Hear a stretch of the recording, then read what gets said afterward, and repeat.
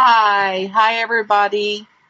Sunday, March 13th. Delighted to be here with you, hoping and knowing that you'll be blessed in some way as I am by our presence here.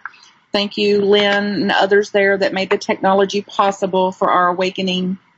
And we begin again. Dedicate this time to awakening and doing that together. I hope that you found some good resources through thework.com since our conversations last week. I hope that you are using the work as a technology. That's what it's for. Like any other tool, Tool tool, it only works if it's used. So no different than pulling weeds out of a garden. The weeds don't jump out magically. They have to be hoed out. So tonight's topics are a couple, and one is to make sure that I want to be sure I've covered the basics about the importance of putting the mind on paper. And starting with the basics of the work is a thought appears, so have a thought, write it down, ask the questions, and turn it around. So the thought appears, we write it down, we ask the questions, we use the inquiry, an ancient old process of inquiry, and then turn the thinking around. So one of the first steps is to get the mind on paper, to identify the thoughts, to identify the judgments that are causing all of our stressful emotions. So stress as a friend. Stress as an indicator that we're believing something that's false. So it's a wake-up call. Thousands of years, we've been told and taught not to judge. It's been quoted, misquoted, misunderstood, misinterpreted. Judge ye not, judge ye not, judge ye not. And let's face it, we judge. That's the operating system of mind. Judge, good, bad, right, wrong, up, down, tall, short, fat, skinny, too much, too little. So the whole operating system of mind is to judge, even though since recorded history, we've been taught and told not to do it. We do it all the time. It is the operating of the mind. The truth is that we have judgments. They're running all through our head. We're not the judger. We're not the thinker. Thoughts are arising. And then through the work, we finally have a means, we finally have a way to let the judgments speak out, even scream out, and we can put them on paper so we can see what's in our belief system. We can see what we're believing, what is at the core root of this unease, pain, suffering, distraction, disconnection. We may even find that the most unpleasant thoughts, thoughts that we had disowned, held shame about, guilt about, are absolutely meaningless. We may concede that even the most unpleasant, frightening, terrifying thought can also be met with understanding, with unconditional love. And to the degree that we can do that, we're going to be less reactive, more responsive, and operating more from balance, from a centered, still point, so that thoughts can arise, come and go, come and go, come and go, with less embodiment and less reactivity than maybe we've had. So as you continue to do your work, I encourage you to use these worksheets. They've got the links right here in the body for you to download and print these off in bulk and have these worksheets for breakfast, lunch, and dinner. Anytime there's a minor irritation, a very stressful irritation, anything, I encourage you to write about someone, even to get in the habit during this month of March while we're in this mini-series, to take this on as a practice, to give it a fair test.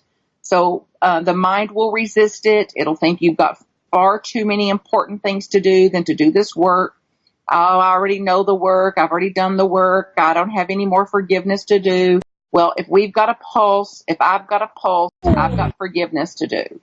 The mind is infinite, recreating tantrums, recreating resistance. So I encourage you to write daily, to do so on purpose.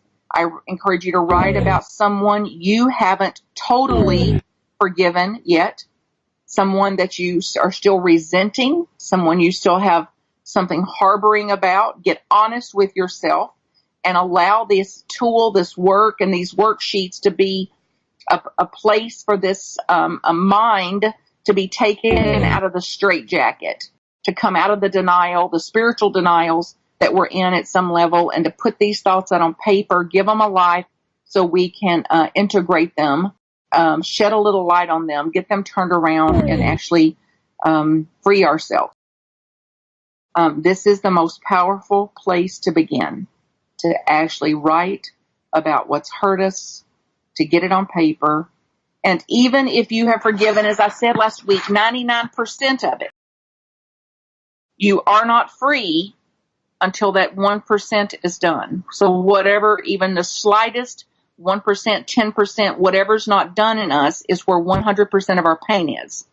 So this work is about going into those places which show us where we're still stuck, because wherever we're stuck in that particular situation, or wherever we're stuck in that hurt, that's going to keep us stuck across the board in our other relationships, including the relationship with our own self, with our own being.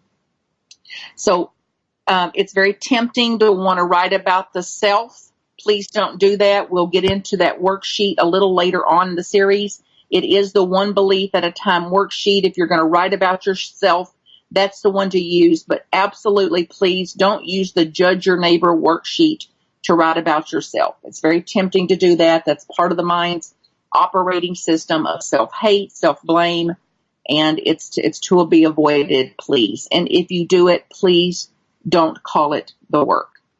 Call it self-hatred and self-attack, for that would be truer. So we're understanding that we're going to point the finger of blame outward, and that's what the mind is doing anyway. Then the focus is not on me, it's not on you.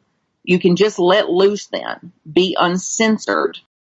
We're often quite sure about what other people need to do, how they should live, what they shouldn't do, who they should be with, who they shouldn't be with. We have a very clear 20/20 vision, we think, about other people. However, not about ourselves. So we've become other-realized instead of self-realized. So this work is self-realization work. And it's a mighty big stretch to shift the focus from other-realized to self-realized. When you do the work, you see that who you are. You can see who you are by seeing what we think other people are. So it's not just a theory that other people are mirrors, that is a human aspect of ourselves, and whatever I'm seeing in another person is mirroring back that aspect to myself. So eventually we come to see that everything outside of me is a reflection of my own thinking. Everything outside of me is a projection of mind. So I am the projector. I'm the one that's telling the story. I'm the one that has created this, the projector of all the stories, and the whole world that is a projected image of the thoughts. The whole world is a projected image of thinking. Since the beginning of time, we have been trying to change the world so we can be happier. We've been trying to change the world to make it align with how we think it ought to be. This has not ever worked. It is absolutely hopeless because it approaches this problem backwards. What the work gives us is a way to change the projector, to clear the projector, to clear the mind instead of keep trying to do the hopeless, which is to change the projected.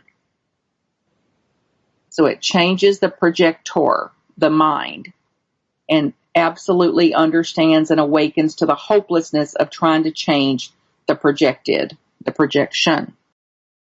It's like when there's a piece of lint on a projector screen, we mistakenly think there's a flaw on the screen.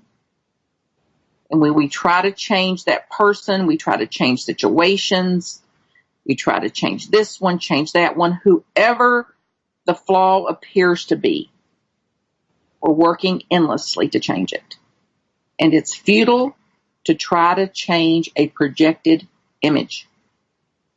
Once we realize where the lint is, once we realize what is causing it, we can clear the lens itself. This is the end of suffering and the beginning of a little peace, the beginning of a little joy.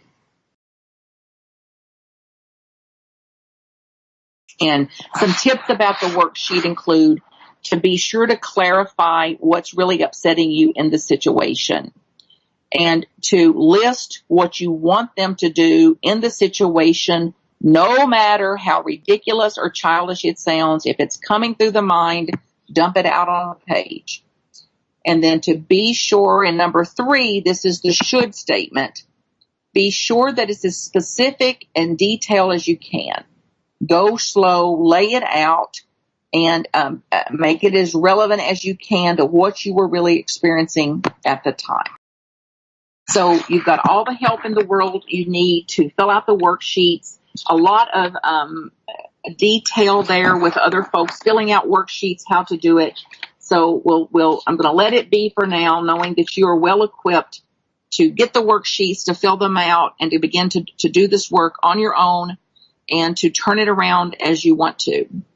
The primary topic for tonight that I picked is criticism. And criticism, how to view criticism as a gift. How in the world could we ever see criticism as a gift? How could it be that criticism is a gift? When we understand what criticism is really about, we will find that it is one of the most powerful tools for self-realization there is. What we've called criticism, what we're so afraid of, keeps us stuck and prevents us from growing. So in the spirit of awakening together, then begin to consider taking on a little practice this week of accepting criticism, not only as necessary for my growth, necessary for my salvation. That the very thing I'm afraid of being called is what I'm calling myself. If you call me something, if you give me criticism, if you give me feedback and I call it criticism and it hurts me, that is an indicator that I am believing what you're saying about me. So if you really want to know the truth, consider a practice of reframing this, what we formerly called criticism. So here's a few steps on how to use and understand criticism to its highest benefit in the spirit of awakening. When someone says, for example, that you're wrong, Martha, you're wrong. Settle into that. Open up to it. Take a pause before you strike out. Experience it. Where does it hit you? Even invite it in. And then ask yourself the questions. Is it true that I'm wrong? Could they be right? And then wait for the answer. No matter what anyone says to you or about you, if you experience stress, then you are the one suffering. And you're suffering from this little hidden secret. The secret we think we've hidden from ourselves, the secret we think we've got hidden from the world, and then they point it out to us, and stress arises because it's an aspect of us that we have disowned, dismissed, that we've judged about ourselves. And the mind will do its job, which is to point this out and then to attack. Your own mind's attack is the cause of the stress.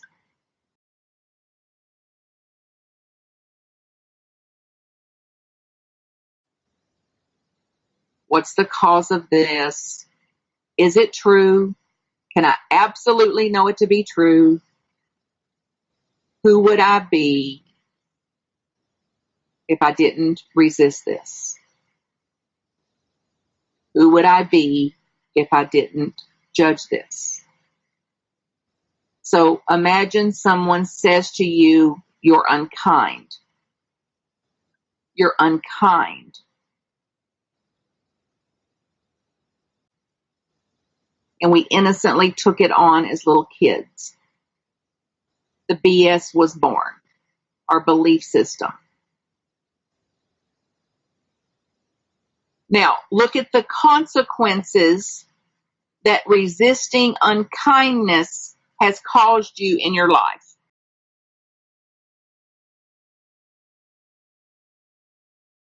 What's been the price you've paid at judging unkindness in people? And what price have you paid judging unkindness in yourself? Who would you be in the face of unkindness if you weren't judging the unkindness?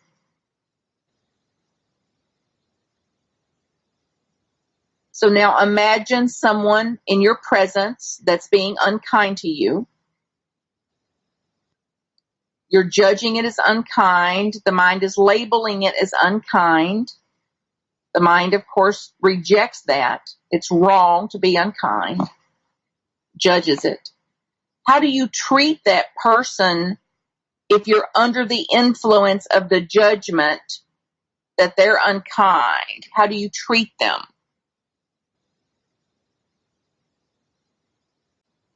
This is how we continue to perpetuate unkindness in the world. So as long as we're judging unkindness, when unkindness appears in the projection and we judge it, disown it, resist it, attack it, we're perpetuating more of that in the world. The thing we claim we want to end in the world, we're adding more and more and more into the world. We respond unkindly. That's right. So who would you be in that situation if you weren't under the effects of mind, if you weren't under the effects of the judgment, the labeling of unkind? Who would you be in that situation?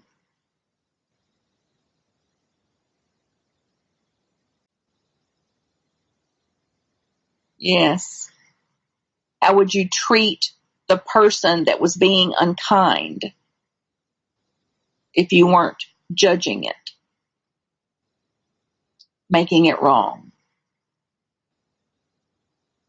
This is how we change the projection. This is how we change the world.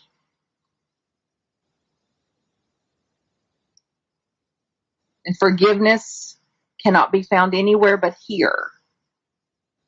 How I can see that once I stop judging this, there is nothing to forgive.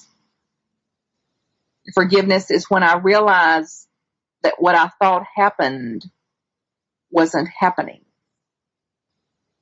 What I thought and believed was happening was a projection, images.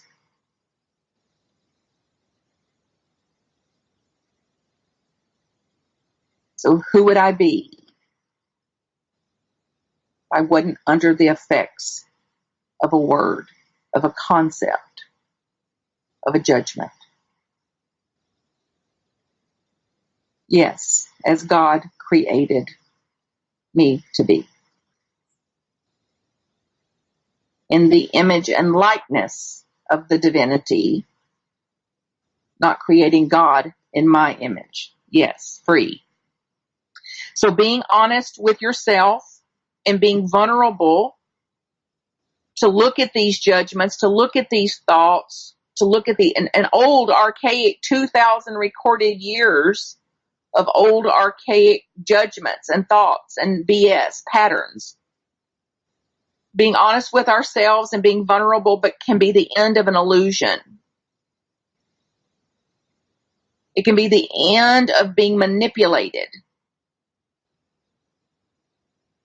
When we are genuinely humble, when we are awake to concepts, aware of their meaninglessness, there is no place for criticism to stick to me. There would be no place for criticism to stick. This is where clarity takes on life as an effective life. Kind action. Being in the world what I claim I want the world to be.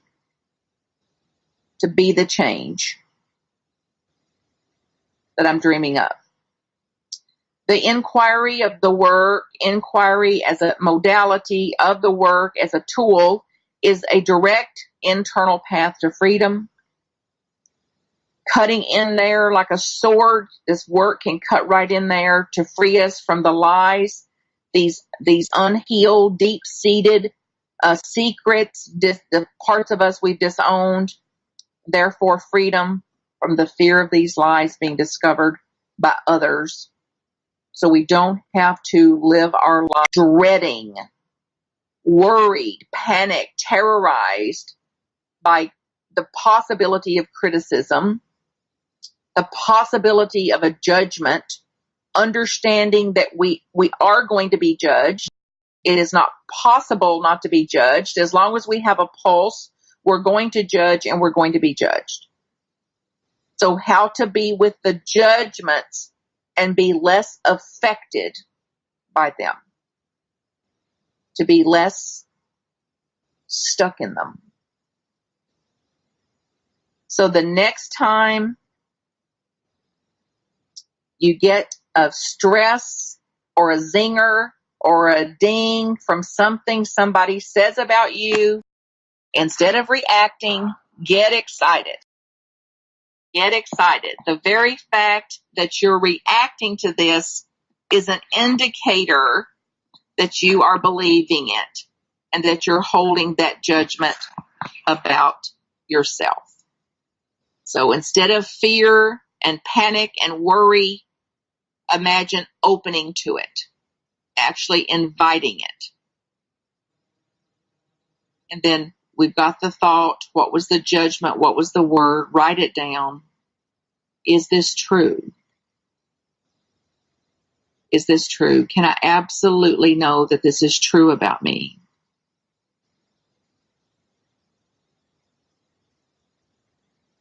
How do I react when I believe this? Who would I be if I didn't believe it? Turn the thought around, find examples. The gift of criticism. Imagine living your life so free that you are open to hear any kind of the worst judgments anybody had about you?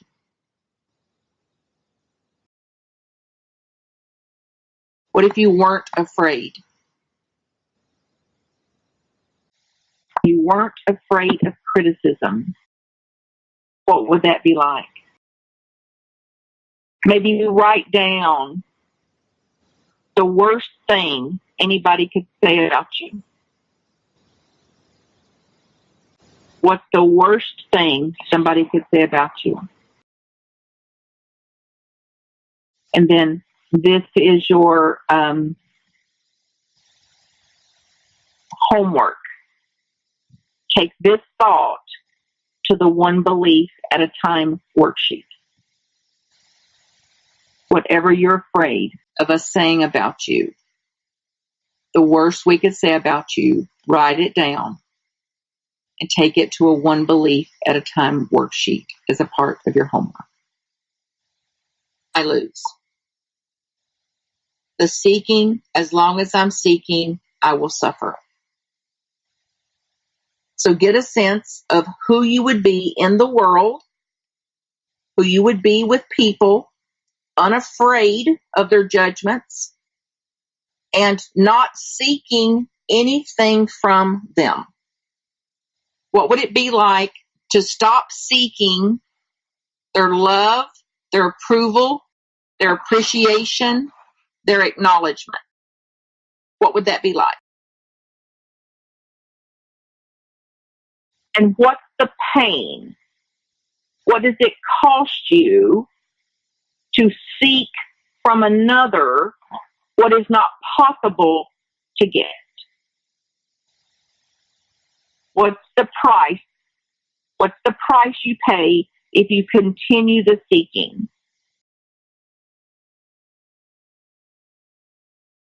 Who would you be if you stopped the seeking?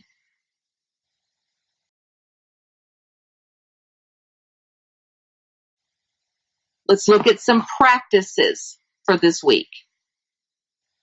Accepting criticism as a gift. How are they right? Like, really relate to this. How is it true? How do I do that? Who would I be if I dropped the judgments on that? We looked at staying in our own business last week.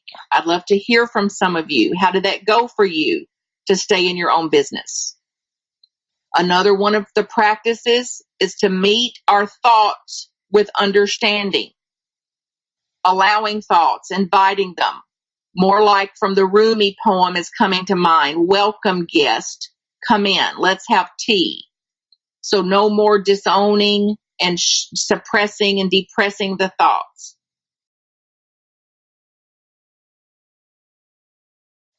Consider that the mind has whatever you're seeing backwards. So if I'm sitting in an airport and somebody walks through, the mind will say, she's fat, for example. It'll judge, she's fat. If I realized, oh, I have that backwards, who's fat? That's me projecting a label of fat. So come back to myself to see what was the origin of that judgment.